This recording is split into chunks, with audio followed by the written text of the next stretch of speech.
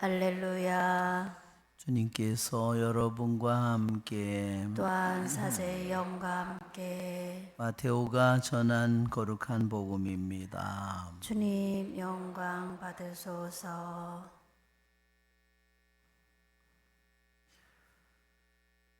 그때 예수님께서 제자들에게 말씀하셨다. 너희는 거짓 예언자들을 조심하여라.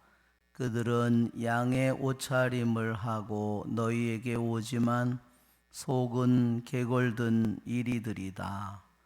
너희는 그들이 맺은 열매를 보고 그들을 알아볼 수 있다.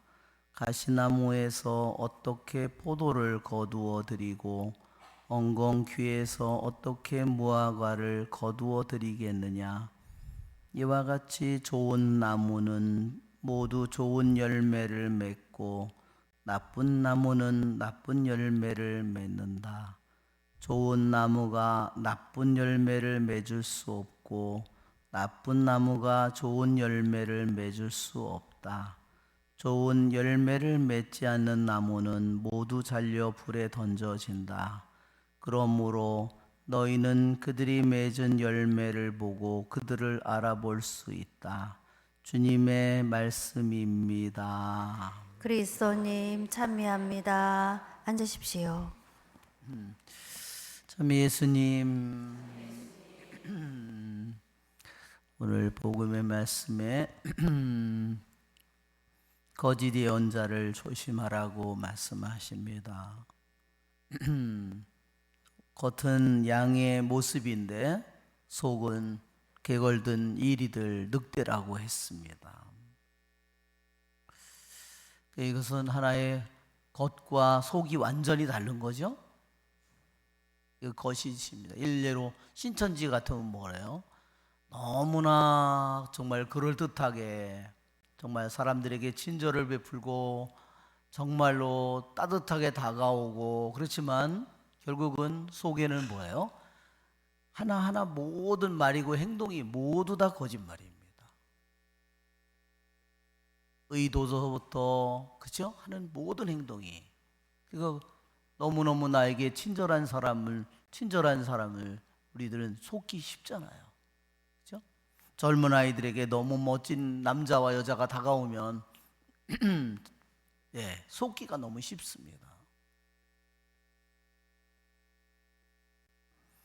교부들은 그렇게 말했습니다.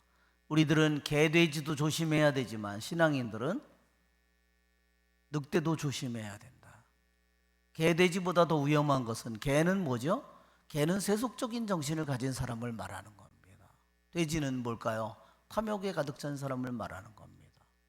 그러나 늑대는, 개돼지는 그 모습 그대로가 더럽고 탐욕스러운 게 그대로 나타나지만 늑대는 자기 모습을 잘 나타내지 않는다는 겁니다.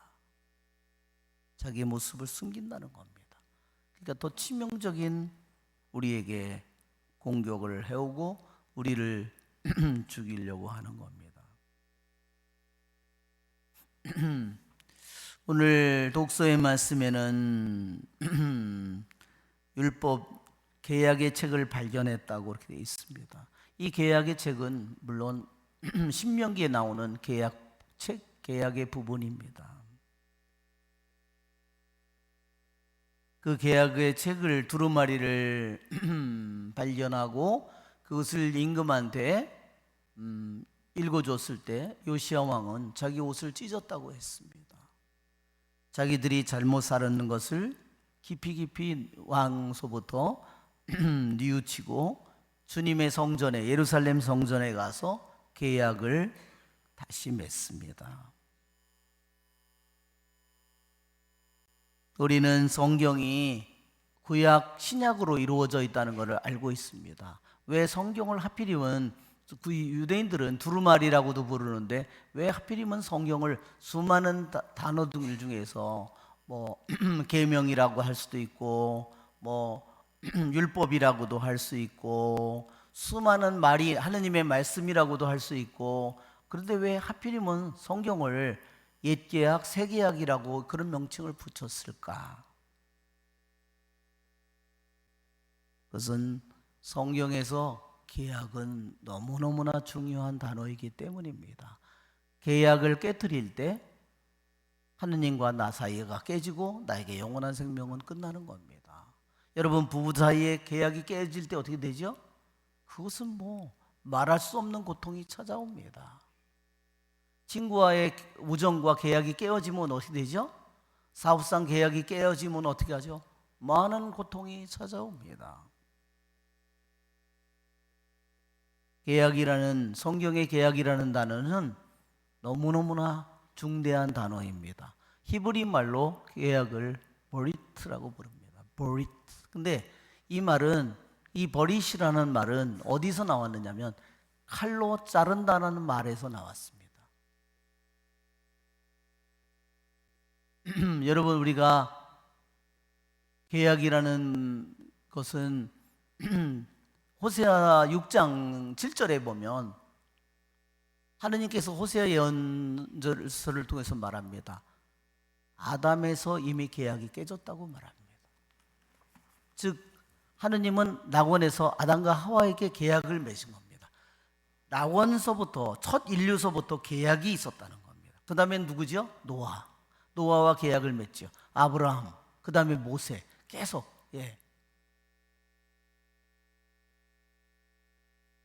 에제키엘도 새 계약을 얘기하잖아요. 마음에 새겨줄 계약.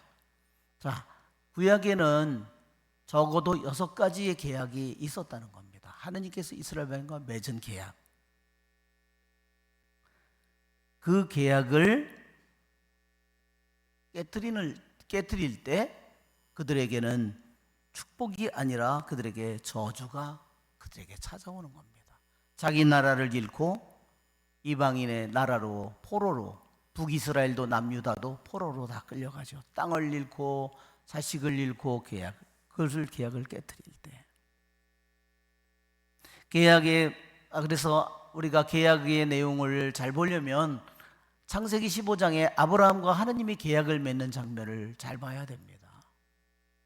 거기에 보면 짐승들을 다 잡아가지고요, 하느님이 아브라함과 둘이 계약을 맺는데 그 계약을 맺는 과정이 암송아지, 3년 된 암송아지, 3년 된 암염소, 그 다음에 3년 된 순양, 그리고 비둘기들을요 잡아가지고요 모두 다 반으로 쪼개 놓습니다.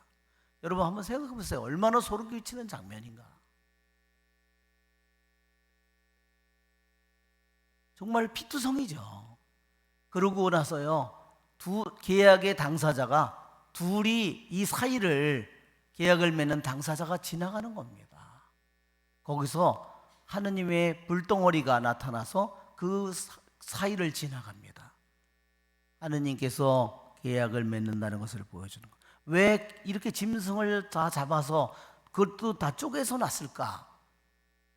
만약에 계약을 지키지 못할 때 이와 같은, 너도 이와 같은 운명이 될 것이라는 것을 말하는 겁니다.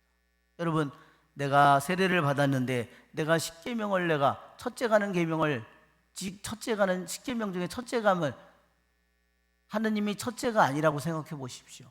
돈이 첫째고 내 사업이 첫째고 공부가 첫째고, 그 사람에게 뭐가 축복이 내릴까요? 저주가 내릴까요? 한번 생각해 보십시오. 여러분, 신약에서 예수님께서 이는 내가 새로 맺는 계약의 피라고 했잖아요. 새 계약은 언제 맺어졌죠? 성목요일 날 맺어졌습니다. 그러나 목요일 날은 아무 피도 흘리지 않았습니다. 예수님께서 맺은 새 계약은 금요일 날 당신이 십자가에서 피를 흘림으로써 금요일 날 계약이 봉인되는 겁니다. 계약이 맺어지는 겁니다. 언제 계약이 완성되느냐? 예수님께서 부활하실 때 완성되는 겁니다. 즉 신약의 계약은 예수님께서 목요일 날 당신의 몸과 피를 우리에게 주시겠다고 그 성체성사를 제정하고, 금요일 날 당신이 골고타에서 죽을 때 당신의 피를 뿌려서 봉인되었고, 3일 후에 그분이 부활하면서 그 계약이 완성되는 겁니다. 그분은 우리 미사를 통해서 그분은 당신의 계약에 어떨까요? 당신은 거짓말을 하실 수 없는 분입니다. 그분은 언제나 당신의 계약에 충실합니다.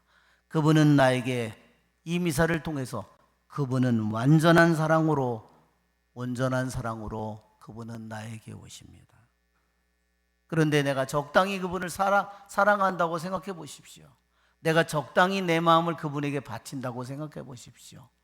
그거보다 하느님의 계약의 사랑을 짓밟는 것은 없을 겁니다. 내가 내 삶의 위주가 되어 있다. 그거보다 하느님의 사랑을, 거룩한 순수한 사랑을 짓밟는 건 없을 겁니다. 그런 마음으로 영성체를 한다면 우리는 절대로 그분을 기쁘게 할 수 없습니다. 그러한 영성체로는 그분의 사랑과 하나가 될 수 없습니다. 그분의 사랑은 언제나, 나에 대한 사랑은 온전합니다. 그 사랑이 완전히 하나가 되려면 나는 그분에게 첫 번째 사랑을 드려야 되고 그분에게 모든 것을 드리는 사랑을 바쳐야 합니다. 우리의 좋으신 주님을 찬미합시다. 아멘.